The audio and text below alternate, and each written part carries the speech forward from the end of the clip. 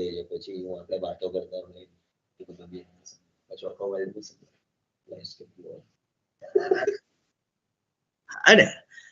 Okay. Shall I start? Okay. Okay. So welcome for the second day of the session regarding the legal aspect of the business as far as the NET and Gset examination is concerned. I hope everyone can see my PPT, and quickly I am just going through what we have covered yesterday as per the syllabus. Yesterday we have covered the point number 1. You can see on the screen that Indian Contract Act 1872. We have seen the, and today I would like to cover 2 or 3 acts in which the Right to Information Act, Companies Act, and GST Act, Goods and Service Act. And what I did today is, I have prepared certain questions from the previous year paper, so that you have an idea about which kind of a questions can be asked as far as this Gset competitive examination is concerned, right? So before going to the today's session, I just want to quickly go through the act we have covered yesterday, right? And Indian Contract Act that we have covered, and today I'll cover also this 5 acts which we have covered yesterday. The questions related to that act we will also cover in today's session itself, right? So Indian Contract Act 1872 we have covered. In that, the second point is also related to the Indian Contract Act, the Special Act, the Contract of Indemnity, Guarantee, and Contract of the Bailment, Pledge, and the Contract of the Agency. Sales of the Goods Act 1930 that we have covered. The definition of the sales and the agreement we have covered. A doctrine of a caveat emptor. Caveat emptor is a Latin word which is meaning by that buyers should aware what are the rights of the unpaid seller and the right of the buyers that we have heard. We have seen the Negotiable Instrument Act, which are the types of the negotiable instrument that we have covered yesterday. Dishonor of the check, mostly the section 138 of Negotiable Instrument Act, which is very popular as far as this act is concerned, and mostly the dishonor of the check, which means a check is not approved by the banking authority or any other person who is authorizing those kind of a payment. So dishonor of the check under section 138 of the Negotiable Instrument Act that we have covered. Now today we are going to the Company Act and the Limited Liability Partnership, IT Act, Competition Act, and RTI Act, right? Okay, so yesterday we have seen this, every legal rule has a command and sanctions that we have seen. In the second slide, what is law? Law is basically the external regulations of the human conduct by laying down the norms, and it is quite independent of the person's inclination, and it is followed by them, right? That we have seen yesterday, which are the relevant constitutional provisions, because constitution is a mother of all the law and the legal system, all the act which is being passed in the India. So constitution of India is a mother of all the laws, right? So which are the relevant provisions? It is a competitive examination, and yes, yesterday night I came to know that I have cleared my net in my in the law subject. That time also this particular questions from the constitution has been asked. So I'm requesting you, all the participants who are joining live, they can prepare a little bit about the important provisions of the constitution, which is responsible for entire legal system in India. So I have displayed this article 14, article 16, article 21, article 23, article 24, article 35, 38, 39A that we have discussed yesterday. Then we have seen some of the model questions which is being asked. This screenshot is all about Gset examination of the previous year, right? We have discussed this. This also we have discussed. Indian Contract Act, which we have discussed. What is the object of Indian Contract Act? Is to provide the framework for enforcing the contracts in India. And what is the purpose of this particular establishment statement is, it is essential for the whether the contract is valid in nature, and the two parties who is entering into the contract, they are competent, or what is the capacity of the party, how they are discharging the contract, that we have seen, right? This we have covered. I think some infographics which I have prepared for the better understanding, and yesterday we have discussed this also, right? What is the difference between agreement and contract?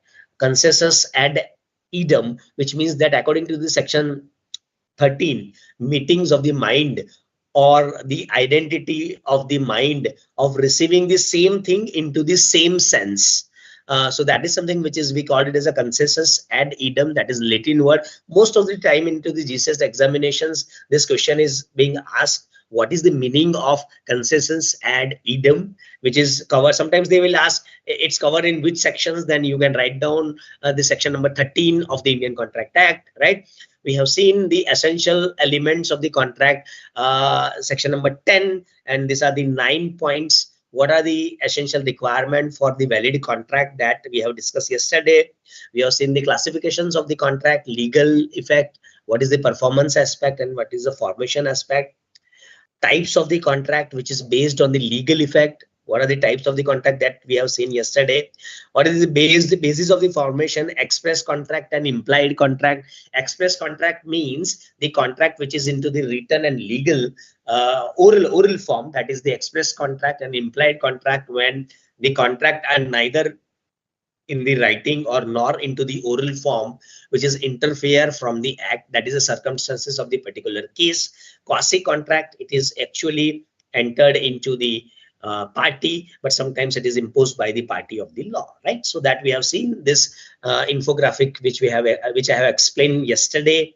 I am requesting all the students who have joined, just referring to the act and make their own notes, so that before the examination the revision could be easy. So yesterday we have seen all this, this is the notes kind of a thing, so that you can easily crack the questions into the examination. And model question paper today we will discuss, right? So breach of the contract and remedy, yesterday we have seen. What is quasi contract, we have seen. Special contracts, we have seen.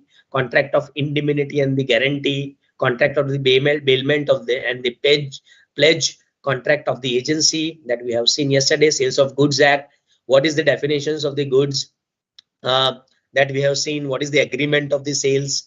Applied, it is only applied to the movable goods only. It is not applied to the immovable property like building and any kind of a fixed structure which is with the land. Fixed structure with the land, it is not applicable, like farm or building or any machinery which is attached to the with the foundation to the earth, it is not applicable. So sales of goods we have seen yesterday. Rights of the unpaid seller we have seen. Then we have seen the Negotiable Instrument Act. Negotiable Instrument Act, what is the object of the act? What is the purpose of the act? The object of the act is to provide the framework for the negotiation, a negotiable instrument which facilitate easy transfer of money and the credit to the another party. And what is the purpose of the Negotiable Instrument Act is defines the type of the negotiable instrument. What kind of a negotiable, types of the negotiable instrument, which means ketla type na negotiable instrument available che as far as the government has authorized, and what is the assignment and the stipulated right and the liability which is attached to the Negotiable Instrument Act 1881 that we have seen. What are the types of the negotiable? Mostly this negotiable instrument which is being used in the business transactions, like hundi or bill of exchange or check or promissory notes. This is the types of the negotiable instrument which we can use, which we are using into the day-to-day business operations. Then demand draft and certificate of deposit. And what are the law related to that we have seen. Negotiations and the assignments we have seen. Dishonor and the discharge of the negotiable instrument, how it is being discharged. And today we are starting with here. I mean, today's lecture technically start with here. The Companies Act. The Companies Act 2013, which came into the existence after the discussion into the parliament and it is enforceable in 2013. Before that, that there is we are following the Indian Company Act 1956, right? There are some of the provisions which is added new, and there are some of the provisions which is amended into the Companies Act 1956, right? The old act is Companies Act 1956, and this is Companies Act 2013, right? Okay, what is the why this particular act is enacted? To govern the company's operations, and the matter related to the dissolutions of the company. Dissolution of the company means when we have to close the company. I mean, if the company management thinks that we need to close down the company, that time what kind of procedures?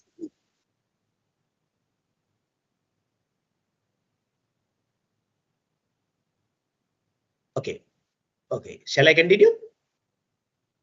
Okay. Okay, so the law which is regulated the formations, operations, and dissolutions of the company in India, and it is ensuring the corporate governance. What are the key points? What are the key points? We are, classifying the companies in the public, private, and one-person company. It's defined the incorporations of the company. Incorporation means how you are creating the company, and how the company can be formed. So that provisions is related. It's in the Companies Act 2003. The company formations and the Company Act. What is the object? It's regulate the operations, dissolutions of the company, and what is the purpose? That purpose is to govern the company according to the compliance of the government. And what is the accountability of the company? I mean, what is the accountability towards the government of the company, that we have, that part is being covered in the company.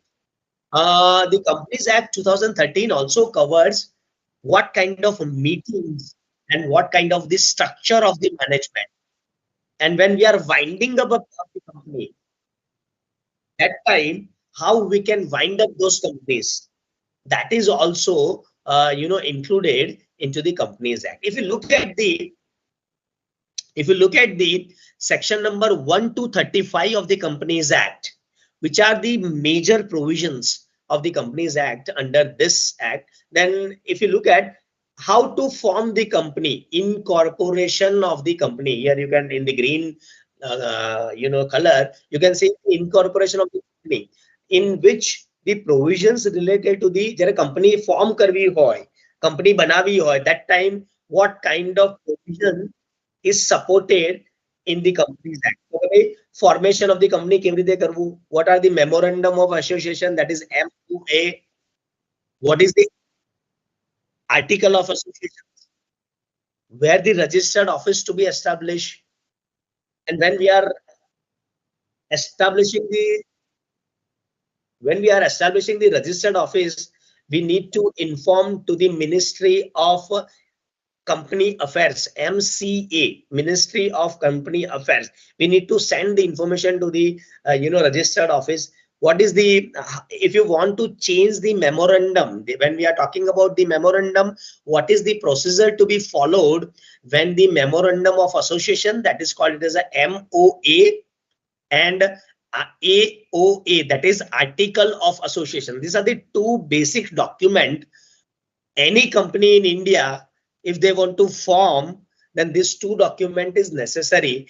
And it can be asked into the examination also, that which are the two important documents which is necessary for formations of the company. Then there are two memorandums, that is article of associations and MOA, memorandum of associations, right? And if you want to change the name of the company, what is the procedure to be followed? That is also covered under section number 1 to 35, right? Then in the Company Act itself, what is the prospectus and allotment of the security? When the company is issuing these shares, debenture, or that kind of a thing, bonds, and that kind of things, then how the public offer can be made? What is the regulations of the Security Exchange Board of India? How the prospectus? What are the contents of the prospectus? What is the red herring prospectus? what is the liability and the of the owners who is issuing the IPO. IPO is initial public offering, and if the company is following the FPO also, follow up public offering, that time what kind of procedures to be followed, that is included into the section under the Companies Act section number 1 to section number 35. Right, so that is included. And section number 1 is a short title, extent and commencement, and all the definition of the company is given in this section number 2. Right, section number 36 to 41, how to protect themselves from the fraudulent investment. That particular section is focusing on the how to protect themselves from the company themselves from the fraudulent schemes, like how conduct through the research verifying the legitimacy of the investment opportunity, the company and individuals, professional advice, report of the suspicious activity, and diversifying investment. So these are the 4 ways the company can protect themselves from the fraudulent investment schemes. So these are the 4 ways which is included into the Company Act 2013 under the sections 36 to 41. Under the sections 42 to 72, the which are the sections covered? Prohibitions of the discount, transfer of the security, how we can transfer the security, or how the dividend can be paid, how the voting rights as far as the meeting is concerned can be done, what is the nature of the shares, whether it's equity shares or preference shares or convertible shares, and those kind of things. It has been defined into the Company Act 2013. What are the kind of the shares capitals can be covered, right? So that information is covered in section number 42 to 72. Section number 73 to 75 of the Companies Act, what is the damage or the fraud can be done, how the company can deposit the money, and how this particular prohibitions of the public deposit can be done, so that we can that provisions related to the Companies Act in the Companies Act up to from the 73 to 75, these are the provisions is covered, right? The payment and repayment of any kind of deposit, that is also covered into the Companies Act 72 to 73 to 75. That mostly in Gset examination they will not ask these sections, but I thought that let me make you understand that what is the if they can ask, because it's a competitive examination, and they can ask, then you have some of the ideas about this particular sections, right? Anyway, so section number 73 to 75 cover this. Section number 78 to 87, that is covered how the applications can be made. Application means it is like if I want to open up a company, then what kind of applications I will make so that my company will register, right? So that is the applications for registration of the company, right? Then the section 77 application under section 77, application of the register is covered into the section number this 77. The date of the notice, that is also the provisions into the Companies Act. Then register of the charges, what kind of kitly fees lesson, so that is a register charges. If you want to register your company, then what kind of charges you have to pay as far as this particular registration of the company is concerned. So that is covered under 78 to 87 Act. Then reports, satisfactions, then intimations of the receiving whether your company is registered or not, when you will get the intimation that my company is registered under this and this. So that is also covered under the Companies Act 2013. And companies registrations process is completed, that is also covered under the 2013, right? And section number 89 to 117, that particular sections is covering the administration of the company. When I'm talking about the administration of the company, which means that particular guideline which is provided into the law that is very clear about all the companies. The company which are performing their activity in India, they have to follow the section number 89 to 117. And that is nothing but the corporate governance. Corporate governance, meaning by that, what is corporate governance? You know how I am governing my company. Being the owner of the company, I cannot govern my company whatever my wish, but I need to follow certain standards which is prescribed by the government of India. I need to fulfill certain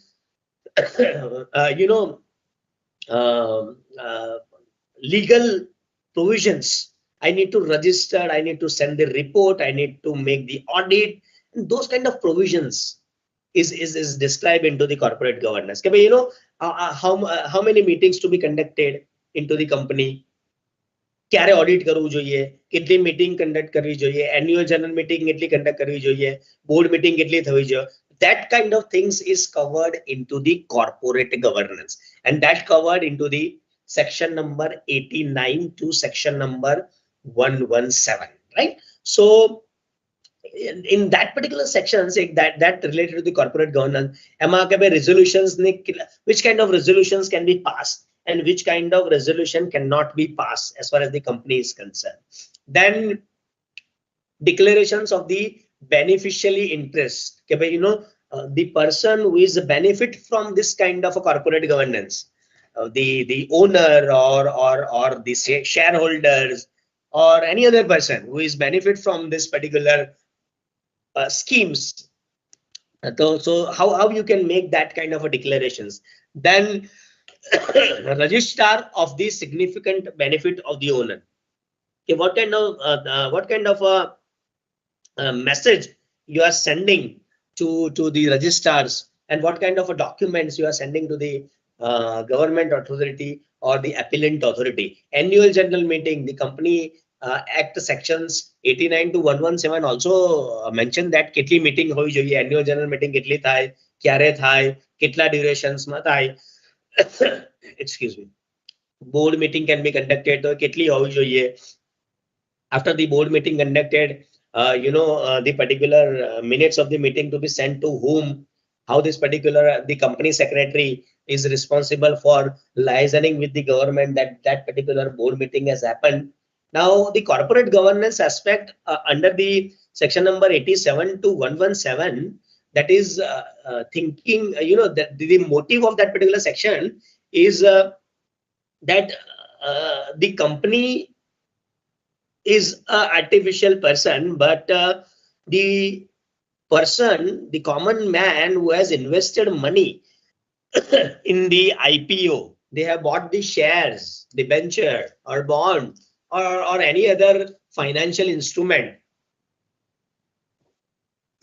That particular financial instrument is protected under the corporate governance. Because the company owners cannot simply take the have the ground that this time the company is not into the profit, so that I will not pay the dividend kind of a thing, right? And that is sometimes the company owners is only thinking about the profit. So for that reason, this particular corporate governance sections has been introduced into the Companies Act, right? Then the section number 271 to 303, when you are winding up of the company, that time what procedures to be followed. So when you are winding up of the company, then you have to intimate the winding up. Then you have to file the petitions. Then you have to inform to the tribunal, National Company Law Tribunal, NCTL, National Company Law Tribunal. You have to inform that particular tribunal, and under that tribunal, the appointment of the liquidators, when you are liquidating the company or you are closing the company, that petitions to be filed. And under that particular liquidation, the management of the company, the management of the company's asset, submissions of the report, and compliance from the directors of the company and the managers of the company that can be reviewed. And that particular provision is included into the winding up, when you are winding up of the company. And right now, company bankruptcy, and if you can see here also, I can show you here, bankruptcy and insolvency law. This particular law is, created, bankruptcy and insolvency code 2016. This particular, because what will happen, that and that it is also available on the but it is not in your course, but I just want to show you that when you are liquidating company, insolvency can be filed. That time, liquidating the company, for that the government has enacted this particular act, right? So it is just for a knowledge, right? I'm just explaining. But the liquidation procedure is also mentioned into the Companies Act, and in the new insolvency code, up to 200 employee, you are not liable to take the approval of the government. That is a new provisions which is being added. And in the Companies Act 2013, there was no provisions. I mean, there was no limit is mentioned, but in the bankruptcy and insolvency code, that limit has been mentioned, right? So that is the idea. Then the director for filing for the settlement, that provisions is included in the 271 to 303. Then insurance of the orders, dissolutions of the company, and handling the appeals, that also included. So the company management is including the director, board meetings, and the shareholders meeting. And then the winding up refers to dissolving the company into the if the particular unit, it is found that this particular unit is the loss making unit, that time you can liquidate the company, right? So the key point, as far as the Companies Act is concerned, the role of the board of director, the board meeting, winding up voluntarily or compulsorily, that is also important. And that is another tool which is available with the government, that disinvestment or divestment of the particular unit, that is also available. And in that provisions, that is a compulsorily liquidations, because under the Article 21, right to life, the government is making the disinvestment. Maybe they are trying to protect the families who are associated with the companies. So under the Article 21, this particular disinvestment process has been, but there is a procedure. Then that procedure is a very long and tedious procedure. The government has to satisfy that this particular unit is loss-making unit, and company, and all the reports and all the facts and figures which says that this is a loss-making unit, and then the company can be taken by the government, and that is government can permit to liquidate, or they can keep that particular company with the under the government management, right? So that is also the that is not covered in your course as far as Gset course is concerned, right? Then the this covered article of association, memorandum of association. Then another point is limited liability partnerships.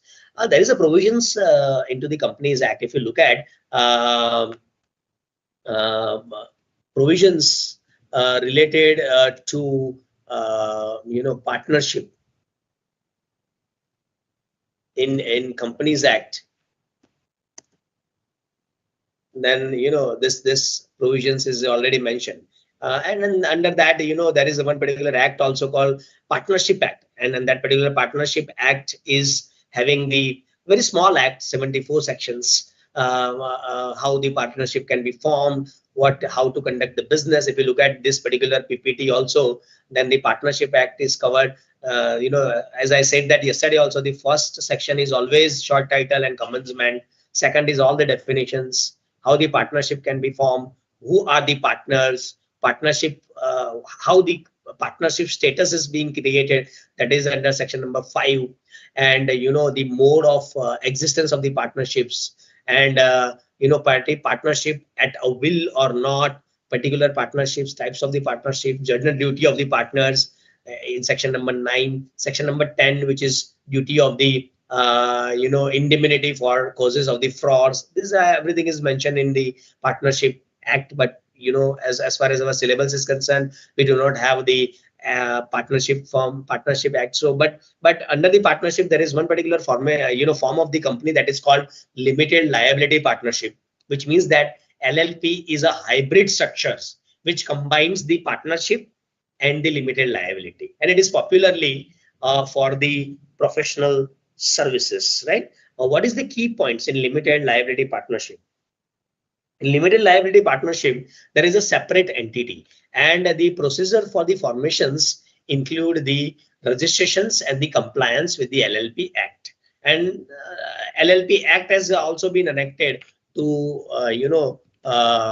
govern this particular partnership, and that act is covered in enacted in 2008, and there are certain rules also, and that particular act you can find out minutes Ministry of Corporate Affairs, but you are not supposed to go into that particular detail as far as the LLP, and this particular act is governing the LLP, limited liability partnership, and that act was enacted in Limited Liability Partnership Act 2008, and 7th January 2009 it has been came into the force. And how this particular LLP can be formed from section number 3 to section number 13, 14 is also covered. 14 up to registration, yes, up to 14 on the registrations. So section number 3 to 14, this particular LLP can be formed, and what is the procedure, it is already described into the act. So we are not going into that much detail because we need to understand only how the LLP can be formed, right? And the as far as your Gset examination is concerned, they can ask you that this particular framework is a combination of what? There are two options: limited liability and the partnership. Both the combinations can be followed, right? It is a framework for the formation of the regulations of the limited liability and the partnership in LLP. So that is the idea, right? Then another act which is into the syllabus, that is called Competition Act, right? The Competition Act, which is very important as far as this particular organization is concerned, and this particular act is governed the limit of the competitions. Now competition is something which is the activity or the conditions which is striving to gain or win something and defeating or establishing the superiority over the other. What is the meaning of the competitions? The meaning of the competition is very simple. Like, it is a rivalry, it is a synonyms of the competitions, or the competitiveness, it is the synonyms of the competition. What is the competition? The competition is nothing but it is the activity or the conditions of striving again over the excuse me, other competitor company. For example, Pepsi has a competition with Coca-Cola. For example, 5-Star has a competition with the other chocolate manufacturing company. And what is the object of this particular competition act? Let me make you understand very quickly so that you can able to understand why this particular competition act came into the force. What is the need for this particular act to be came into the force? આ act ને લાવવાની જરૂર કેમ પડી? તો કે ભાઈ competition માં એવું થતું હતું કે you know the, I think you have studied in your economics the types of the market. Okay, just a minute. I'll just drink the water and then I continue. Just a minute. Okay. In the Competition Act, it is a feeling of superiority over the others, right? And here the Competition Act is created Because the majority of the common people, those who are purchasing the product, if the power goes into the hands of one particular business house, for example, exclusive power of selling the food grains, chokha, gahu, singtel, if that particular power goes into the one businessman, one big businessman, XYZ in India, then he can dictate or she can dictate the pricing. So the government has thought of that the business unit which is not creating healthy competitions or the healthy market, and I'm going back to the economic subject where the types of the market, एक type आहे perfectly competitive market, that is ideal conditions, right? And there is a monopoly, there is oligopoly, there is a duopoly. Monopoly, absolute power lies within the one hand, within the one person. Duopoly means there are only two persons who is governing the market, right?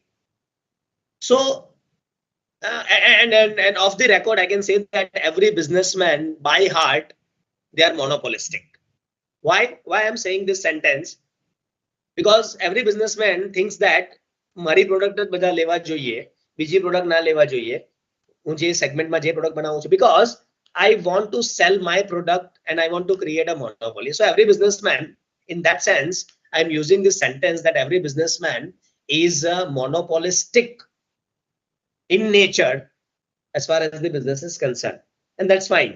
That's fine. That's perfectly fine.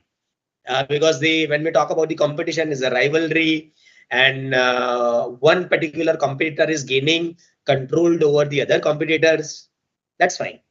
But it is fine up to what extent that it should not harming the rights of the common man. And with that view, this particular Competition Act is being enacted. Because if there is no healthy competition into the market, then end users or the customer is a loser. So if you look at here, the act seeks to promote the competition into the market to prevent the anti-competitive practice like monopoly. With that view, I told you that this particular act is protecting the interest of the common man. Imagine the situation કે ઇન્ડિયામાં ખાલી એક જ માણસ food grain વેચી શકે છે, and then because government, if the hypothetically the condition is like that and the government has no control, then the businessmen only earn money and they will dictate the price and the others are the sufferers. So the mostly this competition act is applies to those kind of a commodity. एक act આવે છે જે આપણા કોર્સમાં નથી, but I am just telling you, the Essential Commodity Act. Essential Commodity Act 1955. Essential Commodity Act means which are the commodities, very small act which has only 16 sections. But this particular essential commodity, essential commodities in Gujarati, if I can say that, and if I can use this particular Gujarati word, Jeevan Jaruriyatni Vastuo, that is an essential commodity. Fuel, petrol is also included in that particular thing. If and એ જે bunch બનાયો છે, on that basis the inflation is being decided.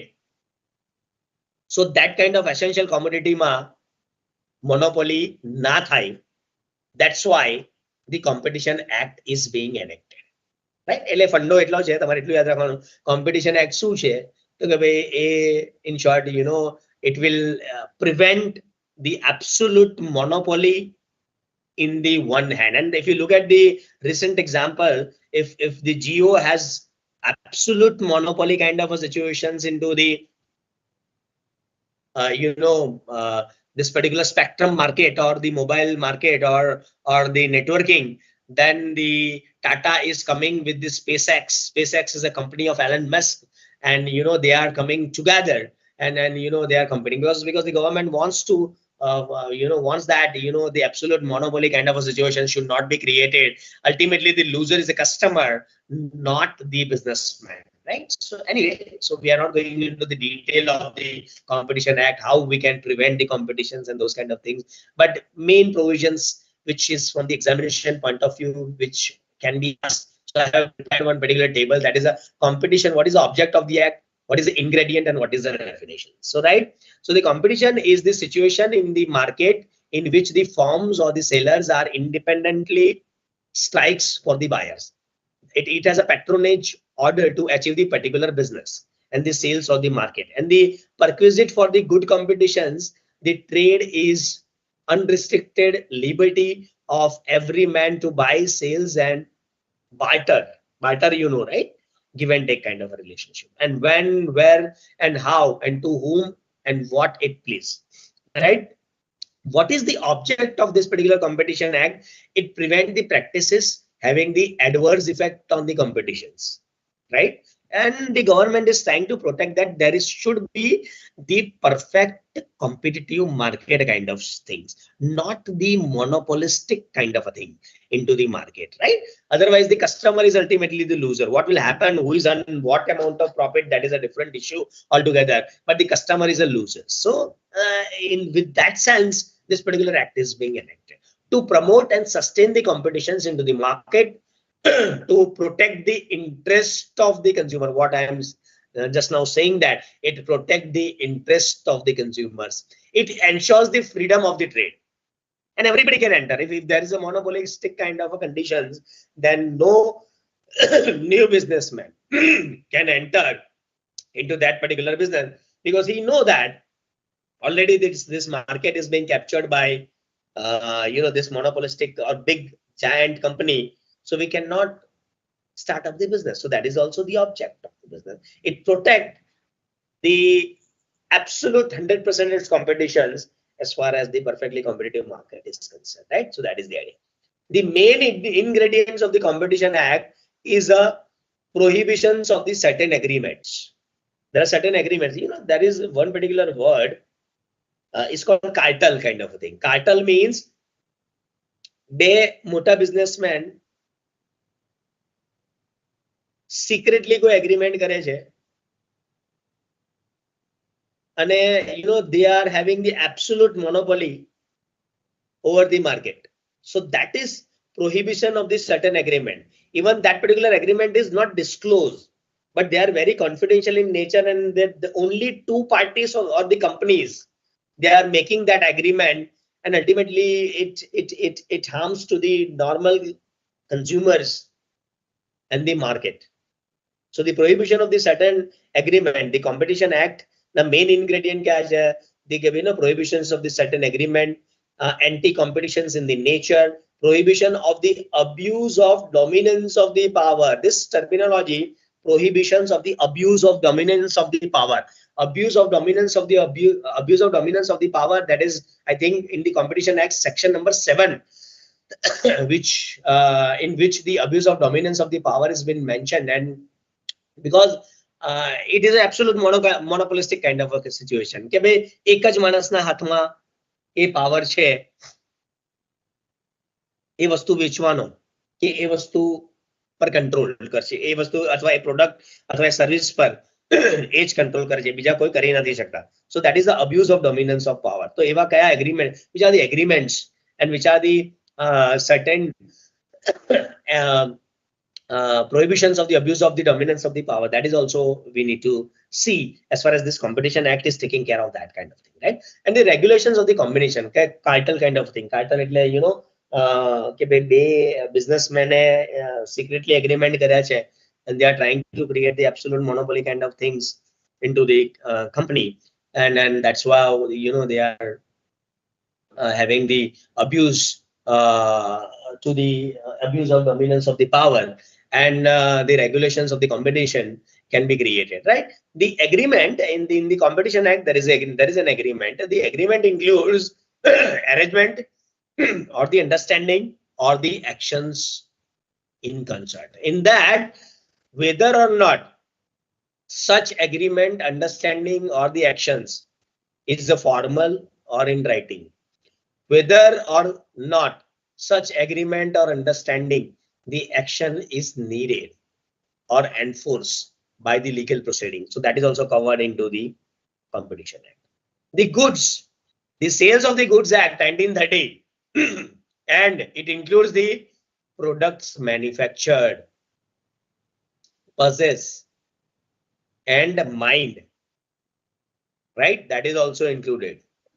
Debentures, stocks, and shares is also included in this particular Competition Act. Because debenture, stocks, and the shares is also one kind of a products. We can say the financial products, right? So that is also the nature of the product is a financial, mutual fund, shares, debentures. So these are all covered under the Competition Act, right? Okay, so that is a goods, and goods as a category. This particular box is showing they're considering goods. So kya kya goods kya hai? So that is also the explanation in relation to the goods supplied, distributed, and controlled in India, and goods is imported into in India. So the Competition Act is not limit, its jurisdiction is not limit to the India. Even the Competition Act is governing the goods which is I mean the other multinational company who is doing business in India, and that particular company is creating the absolute monopoly kind of a thing in India. For example, Johnson and Johnson baby products, that it has its it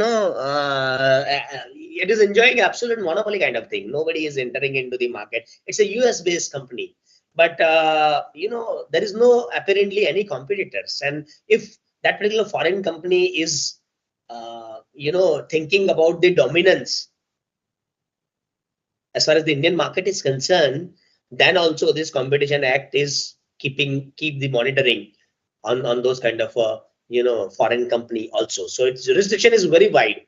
Not only Indian company, it is also applicable to the foreign company who is doing business in India, right? So that is also covered, right? So that is a in Competition Act, this so mainly competitions object, main ingredients, and the goods.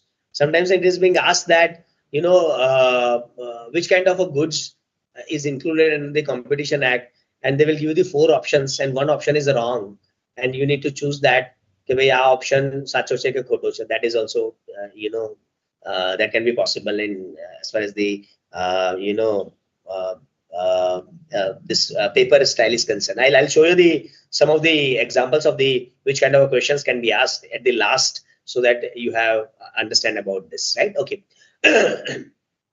Dominant positions, section number 4, abuse of the dominance positions. So dominance positions, it directly or indirectly impose unfair or discriminatory the condition into the purchase of the sales of the goods or the services, the price of the purchase of the sales, which is included into the dominance of the power. So these are the provisions of the act which we are not going into the detail, but you should remember that abuse of the dominance of the power, that covered under section number 4.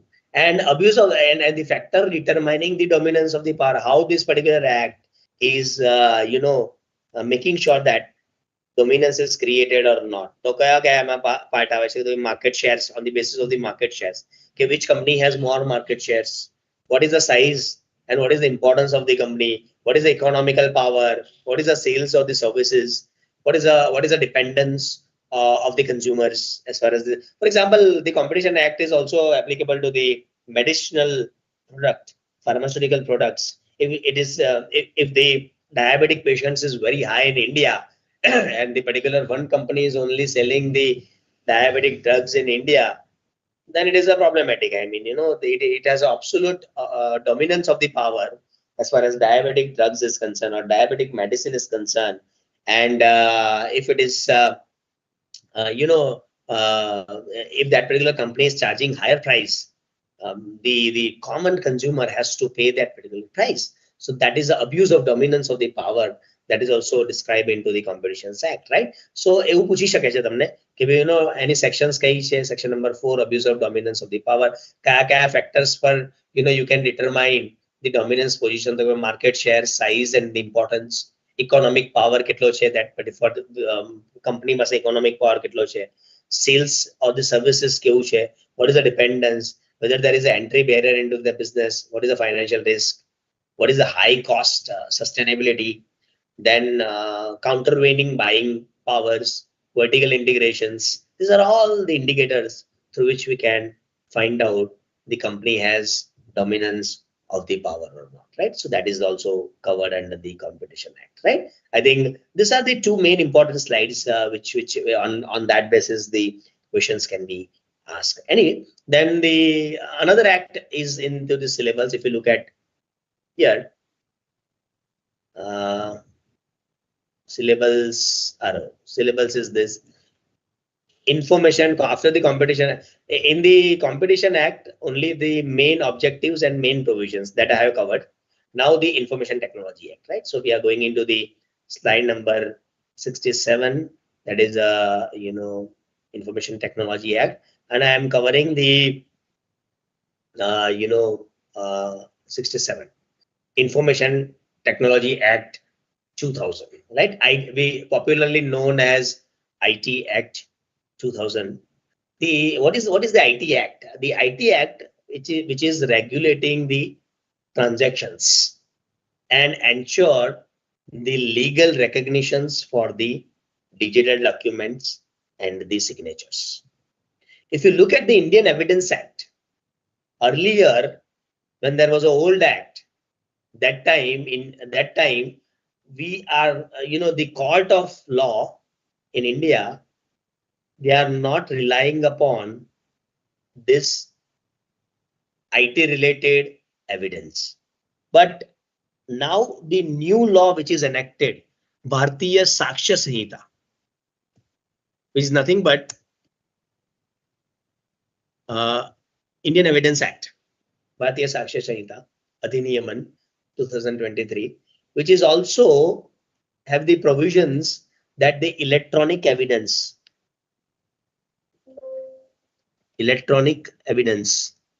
documents, the matter is there as this letter, figures and other means by more than those means. These are the in the section number 2, that particular electronic evidence printed, and the here if you look at here, which are the comes under the electronic category. So here section number 2 of the IT Act in definition, section number 2 of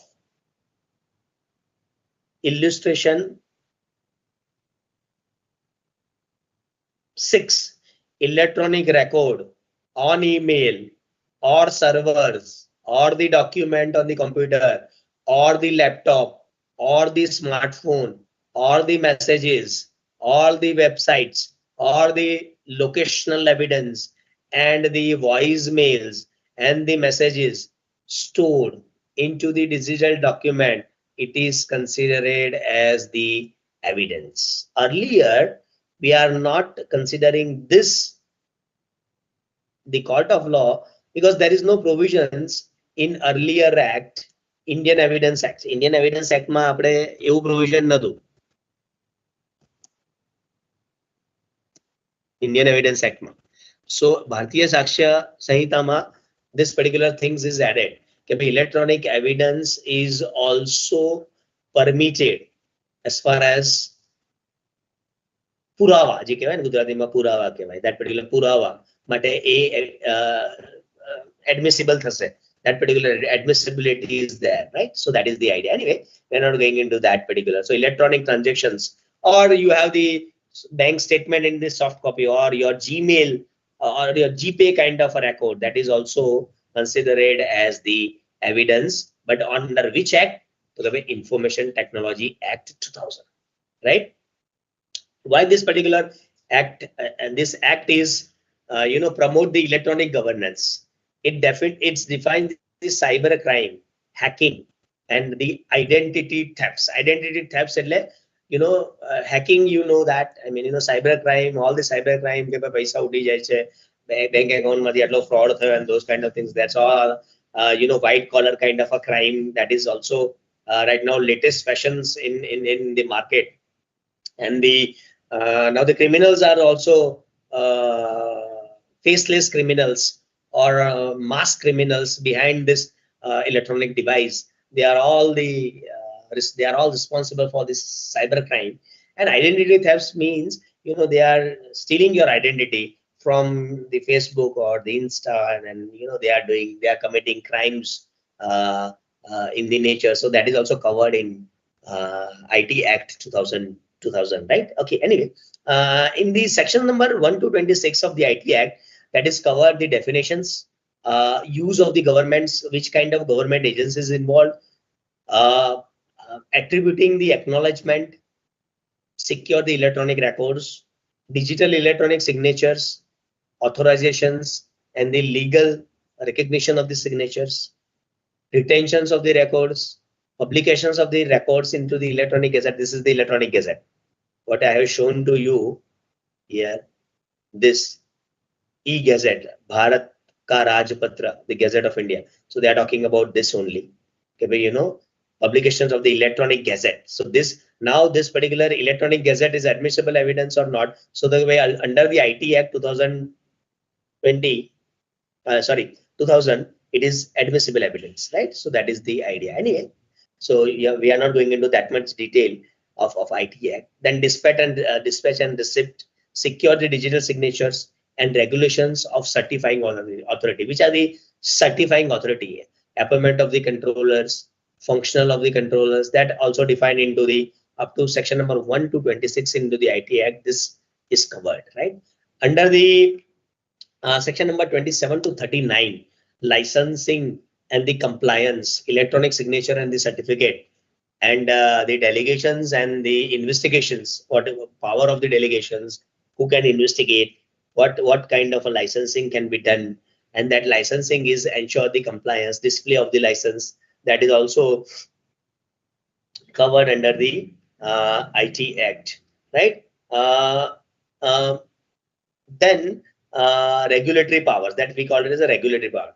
Then another act. So in the IT Act, you may be asked, I'll show you the sample papers, so that sample questions, so that you can able to understand. Anyway, in the last we will do that, right? RTI Act, Right to Information Act. This is also one of the powerful act which is being enacted by the government of India.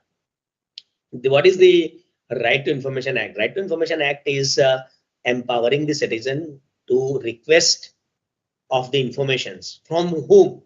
From the government bodies, from promoting transparency and accountability. Right to Information Act is the tool in the hands of the common citizen of India. The citizen of India, when I'm talking about the citizen who are eligible under the Article 5 of the Constitution of India. So those are the citizen of India.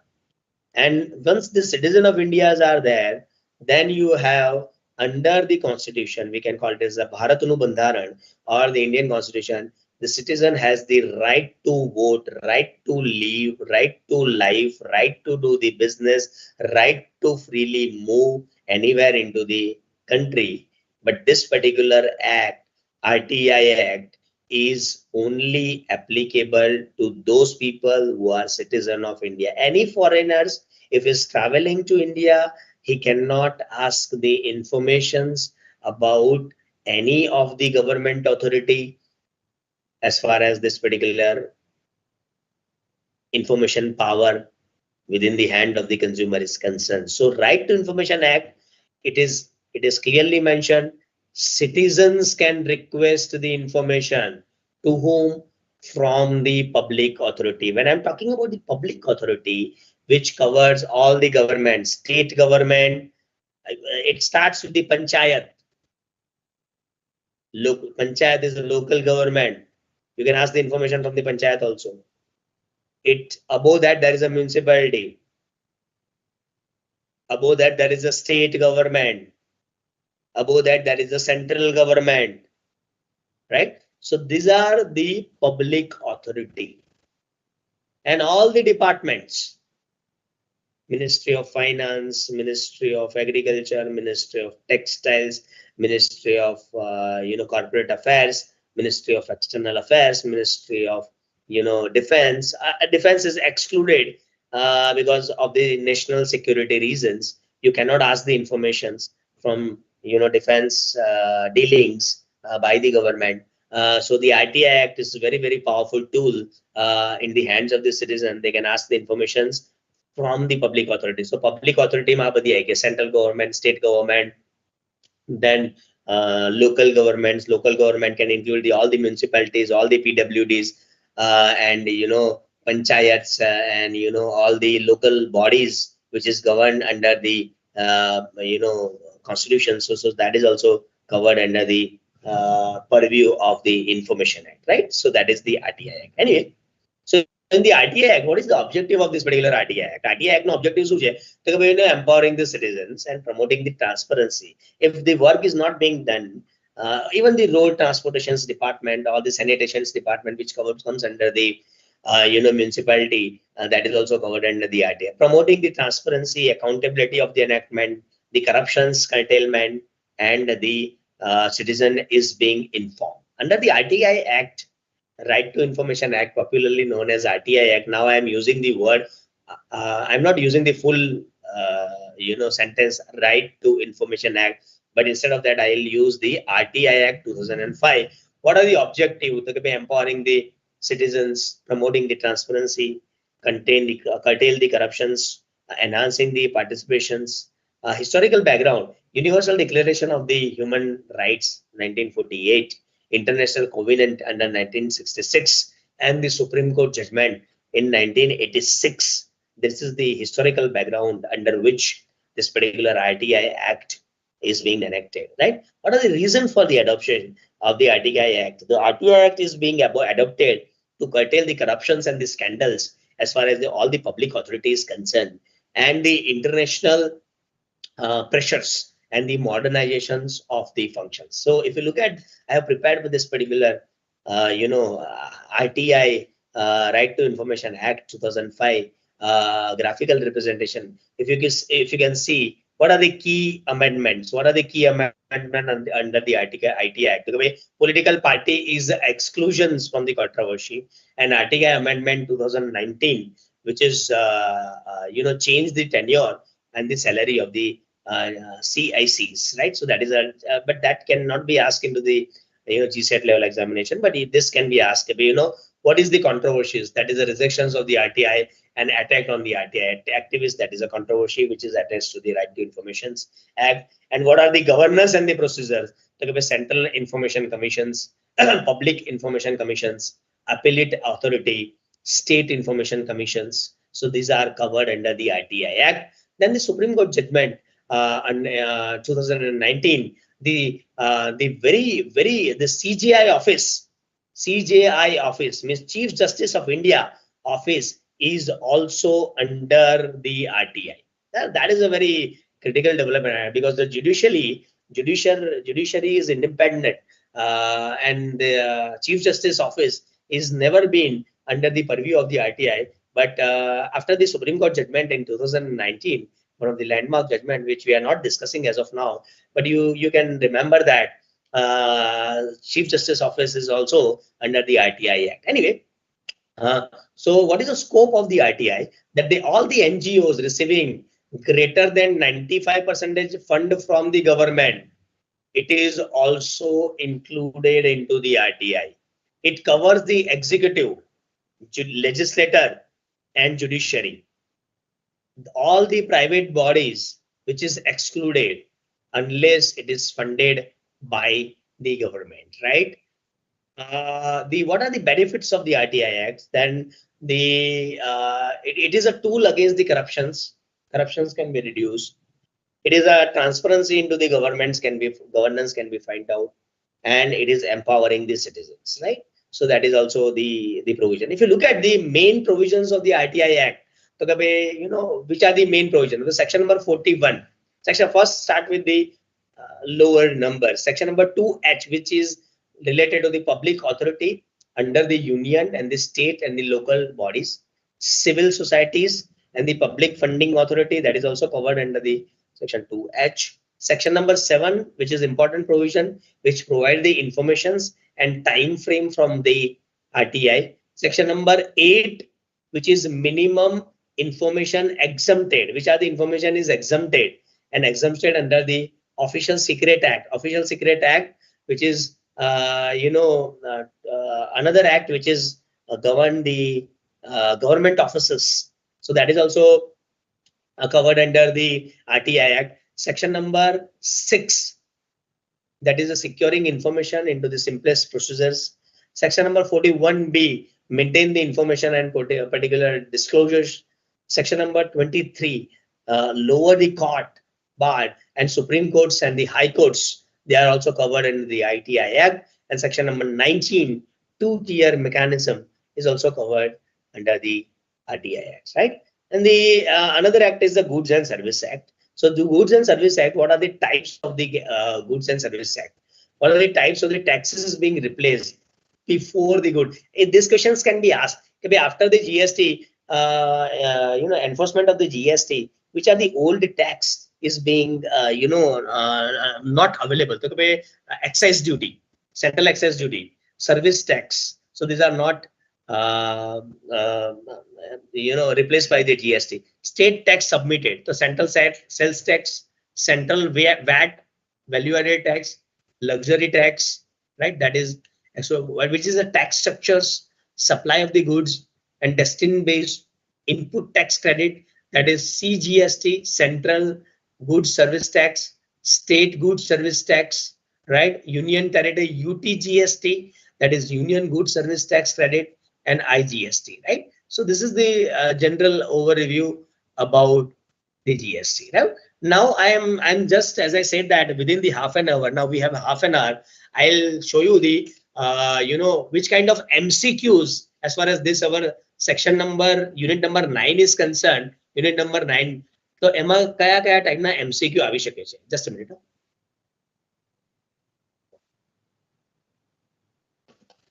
So we will go by the act itself. So what kind of MCQ can be asked? And I have taken this particular MCQ from the previous year GST. In my mind, not Gset, it is GST, but it is, I have taken it from Gujarat State Eligibility Test past papers questions, right? So under Indian Contract Act, some of the questions which I have multiple choice questions. Under the Indian Contract Act, which of the following is not essential or a valid contract? So free consent, competency of the party, lawful considerations, or fair price of the good. So these three we have covered yesterday. Okay, free consent, you have to apply the elimination process. If a valid contract, in the valid contract, કઈ વસ્તુ હોવી જોઈએ? તો કે ભાઈ free consent હોવું જોઈએ? તો કે ભાઈ yes. તો કે ભાઈ answer ના હોવું જોઈએ, because here it is written not essential for the valid contract એવું લખ્યું છે. એ ધ્યાન રાખવાનું, because in the Gset examination they will ask you not વાળા વધારે question પૂછે, એટલે એમાં જે છે એ બધા આપી દેશે. તો કે ભાઈ free consent, હા એમાં હોય. valid contract તો free consent હોય. competency of the party, તો કે ભાઈ હોય. તો કે ભાઈ this is right. lawful consideration હોય. તો કે ભાઈ this is also right.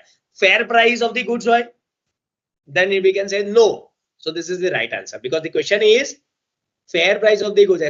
For the valid contract, free consent, competency of the party, and the lawful considerations are the essentials. Not the fair prices is the legal requirement of the valid contract, right? So this kind of questions can be asked. Second model question is, which of the following is not the part of the valid contract? Not. Not. Offer and acceptance હોવી જોઈએ valid contract માં? તો કે ભાઈ yes. Legal consideration હોવી જોઈએ? તો કે ભાઈ yes. Competency of the party હોવી જોઈએ? તો કે ભાઈ yes. તો કયું હોવું જોઈએ? કે written statement? Not. Because oral agreement is also the valid contract. Because under Indian Evidence Act and Bharatiya Sakshya Sanhita, the oral contract is also executed, it is admissible evidence into the court of law. એટલે written contract, written agreement હોવું જરૂરી નથી. કેમ? તો કે ભાઈ oral પણ થઈ શકે છે એટલા માટે, right? So a written contract is not the requirement for the valid contract.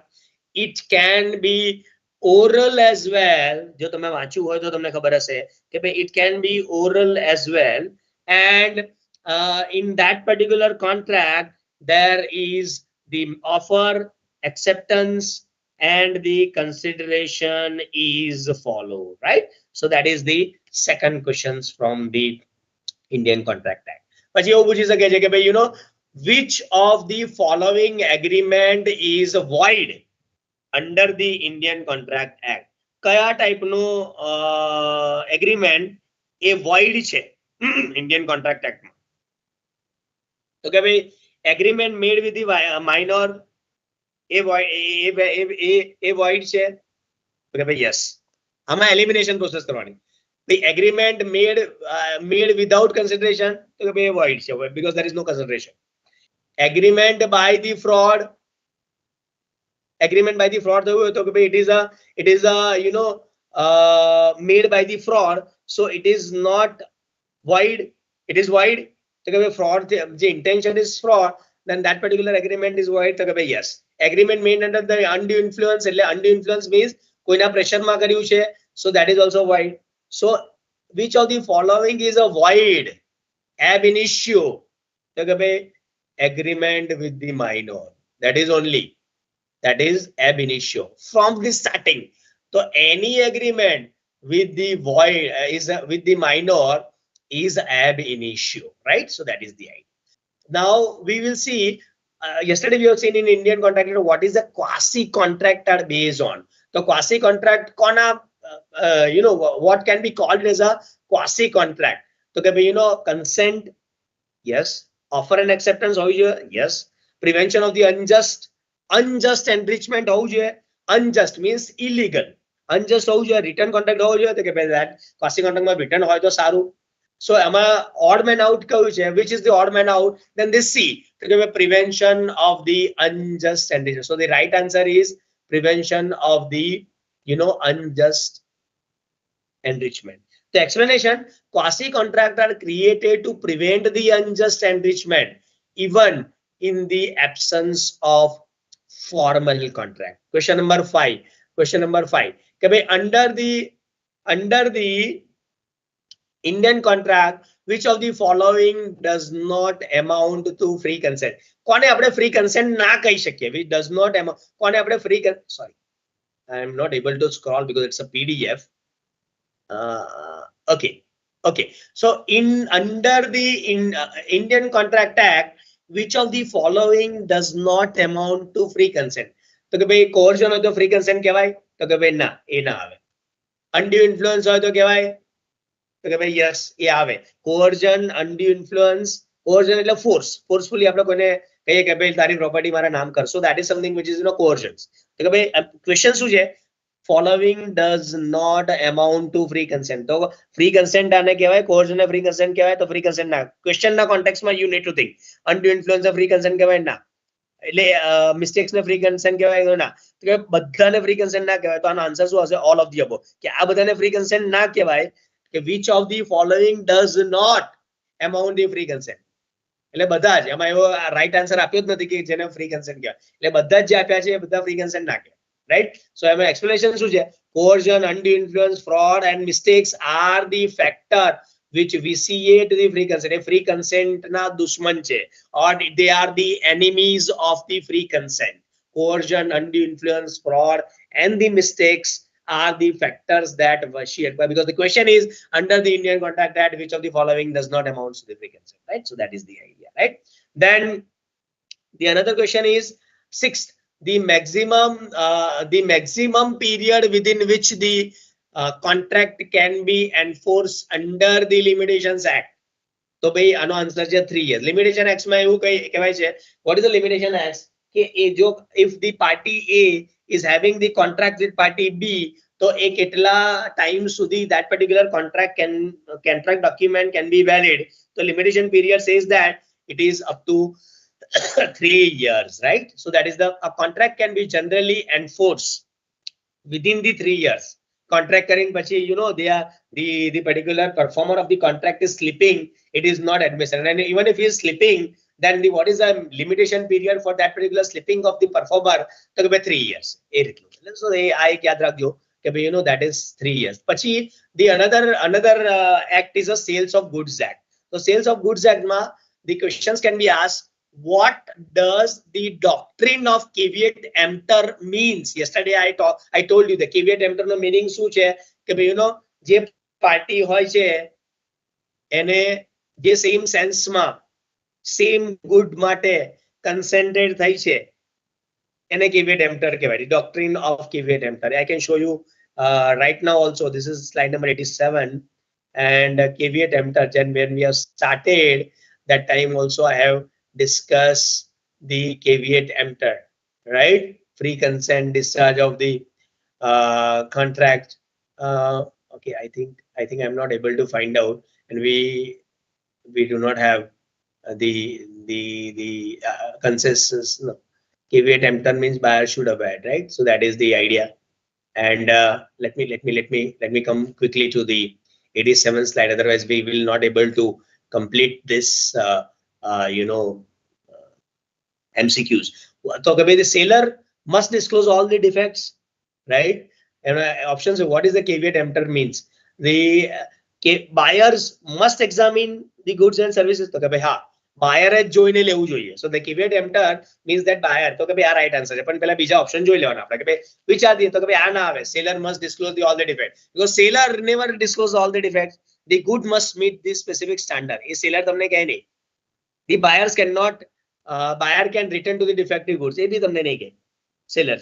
એટલા માટે appropriate option શું છે કે ભાઈ what is the meaning of the principle of the buyer beware, which means that the onus on the buyers to check the quality of the goods. So that is a buyers should be beware.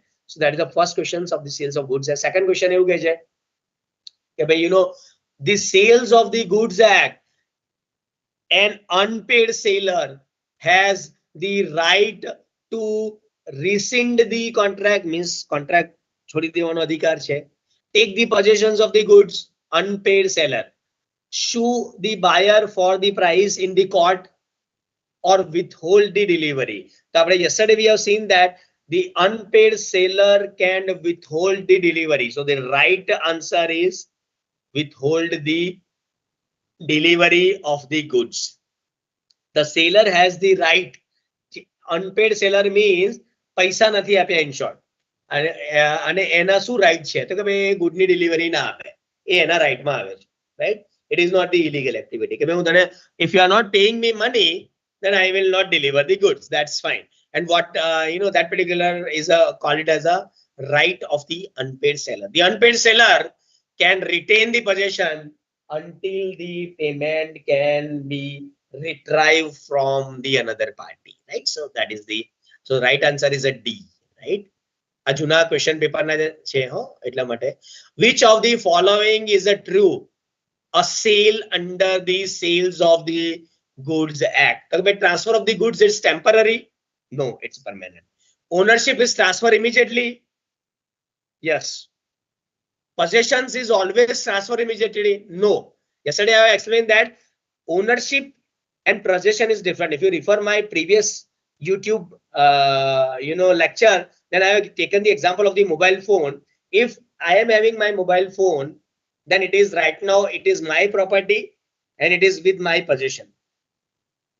If I'm giving my mobile phone for to my friend for the use, then I have not transferred my ownership, but I have only transferred my possession right.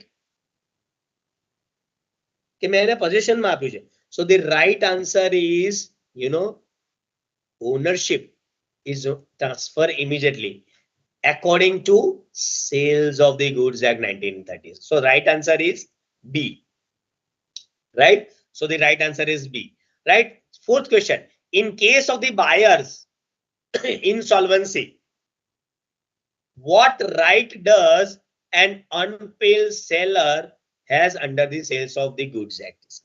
So right to resell the goods, right to stop the good in transit, right to cancel the contract, or right to sue the damage. So the answer is B, because આપણે આની આગળનો question જોયો હતો કે unpaid સેલરના right શું છે, તો કે ભાઈ withhold the delivery, એટલે ડિલિવરી આવ્યું.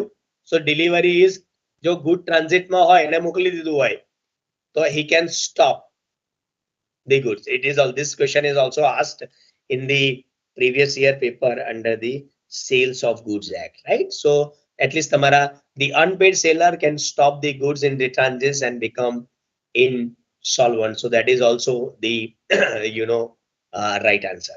Which of the following is not included in the definitions of the good under the Sales of the Goods Act? Okay, stock and shares included? Okay, yes. Growing crop money is included? No. Growing crop એટલે જે પાક ઉગ્યો હોય એ growing crop, તો કે ભાઈ no. Harvest crop, તો કે ભાઈ no. So the right answer is money. Money is classified as a goods under the Sales of the Goods Act, right?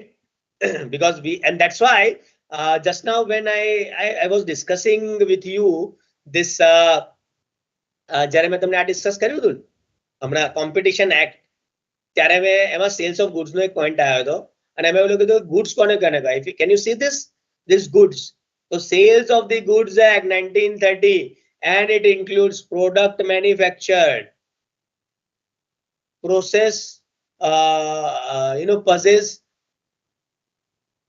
or mind જે possess things છે એ, then the debenture, stocks and the shares. These are the things which is included. So the right answer is here, it is a money, right? Okay, I'm coming to the our questions. So that is a right to be good in transit. So we are on this. So money is not classified as a good. Share and debenture, though the share and debenture bought for the money, though the good bought by the money, though the things can be bought by immovable property is a goods, and immovable property can be bought by the money, but money itself is not the goods. So that is the question which in previous paper, so that you need to remember. And then Negotiable Instrument Act 1881. Negotiable Instrument Act, what is a negotiable instrument? What is the negotiable instrument as per the Negotiable Instrument Act 1881? So we have seen the types of the negotiable instrument, right? તેમાં આપણે જોયું તો checks, that can be negotiable instrument. Bill of exchange, that is also included in negotiable instrument. Promissory note, that is also included in negotiable instrument. So the answer is D, because all the act is defined, checks, bills of exchange and the promissory notes are the negotiable instrument. The second question from the Negotiable Instrument Act in the previous year paper, the check must be represent for the payment within. તો check કેટલા મંથમાં તમે કરી શકો છો? Payment માટે કેટલા મંથમાં કરી શકો? 6 months from the date of the issue, 3 months from the date of the issue, 1 month from the date of the issue, or no time limit. Then the right answer is B, 3 months from the date of the issue. A checks must be presented within the 3 months from the, and 3 months if you are producing that particular negotiable instrument, then it is valid, otherwise it is not valid. And this questions, it is being asked. Yesterday I have also discussed, and Ajay, when I started my session, that time when I am revising, I told you about section number 138, dishonor of the check due to insufficient fund is an offense under the sections of the, which sections of the, are very popular questions. તો એમાં તમારે આખો act વાંચવાની જરૂર નથી, પણ આ એની main section છે કે section number 138.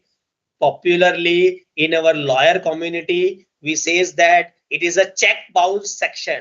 That is section number 138. And in legal language, it is called dishonor of the check. કે check મારો honor ના કર્યો બેંકે, check મારો bounce કર્યો. So that's called it is a dishonor of the check. So that is right answer is section number 138, which deals with the dishonor of the check due to insufficient fund, right? What is the difference? What is the difference between the endorsement and the negotiations? आपण ચલાવી દઉં કે ભાઈ endorsement and the negotiations આપણે બંને ગઈકાલે ચલાયા છે. તો endorsement is what? What is the endorsement? Endorsement transfers possessions, negotiation transfer the ownerships. Endorsement requires delivery, negotiations requires such. Endorsements involve the signature and the delivery, and negotiation transfers the ownerships and the delivery, or none of above. The most appropriate answer is endorsement involve the signature and the delivery, and negotiation is transfer the ownership and the delivery. So endorsement involves the signature and the delivery, and negotiation transfer the ownership of the delivery. Endorsement and the negotiation methods are transferring the negotiable instrument. Fifth question, in case of the dishonor of the bill, the holder can file the police complaint, file the suits into the court of law, or cancel the bill or stop the payment. So he can always file the suits into the court of law, એટલે case દાખલ કરી શકે છે એવું કહેવા માંગે છે. Dishonor of the bill. So now, and yesterday also I told you that dishonor of the check under section 138, it is the criminal offense. Earlier, before the amendment, dishonor of the check was not a criminal offense. But as of now, dishonor of the check, negotiable instrument, is a criminal offense. So in that case, you can file, you can go to the court of law, right? Just a minute.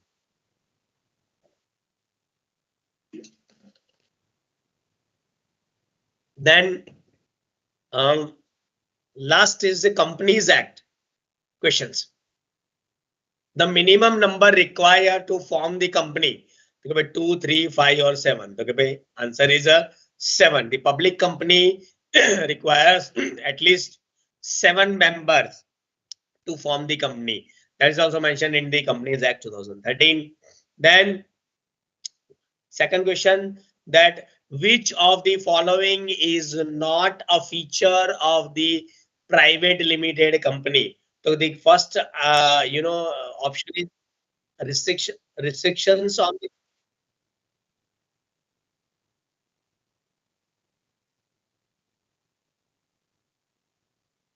okay.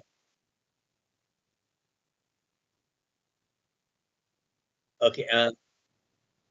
Which of the following is not the feature of the private limited company? Are restrictions on the transfer of the share, minimum 2 members, or the compulsory to the list of the shares in the stock exchange, and no invitations to the public shares? So the answer is compulsory list of the shares to the stock exchange. A private limited company cannot invite the public to subscribe its shares, right?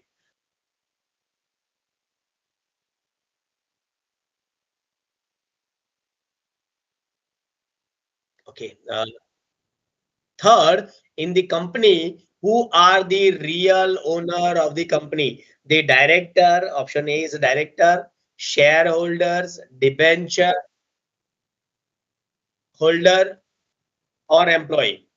Then it is called as a share. Shareholders are the owners of the company,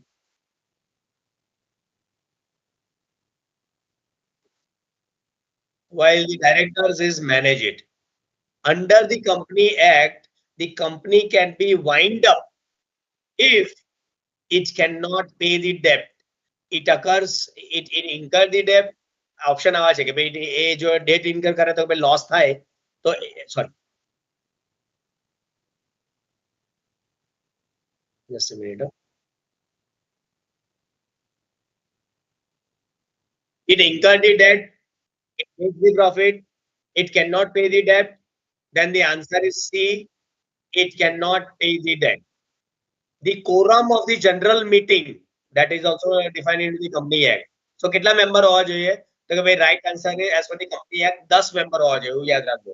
કે the quorum એટલે minimum કેટલા member હોવા જોઈએ?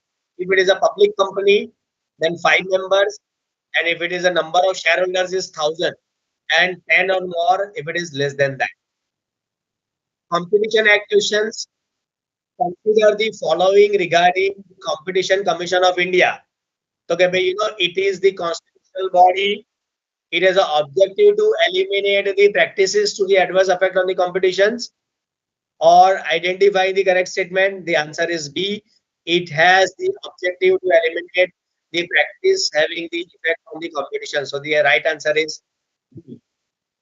Which of the following is not the memorandum of association? Then the name clause, jurisdiction clause, object clause, or liability clause. Okay, MOA તમે જ્યારે draft કરો, that time jurisdiction clause is not limited, not defined. So that is the answer is not અહીંયા પૂછી. તો jurisdiction એમાં name clause હોય, object clause હોય અને liability clause તો હોય, right? So with this, this particular sample question is being completed, right? Thank you so much. And I am all the best for the Gset examinations.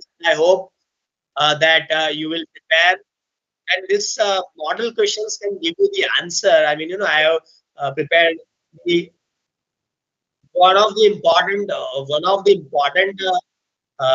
module as far as the Gset examination is concerned, and try to grab the maximum mark, right? So all the best. Thank you so much.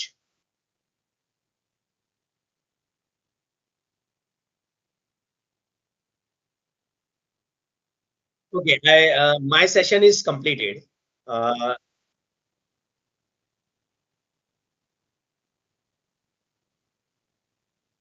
session is completed. Okay, thank you so much.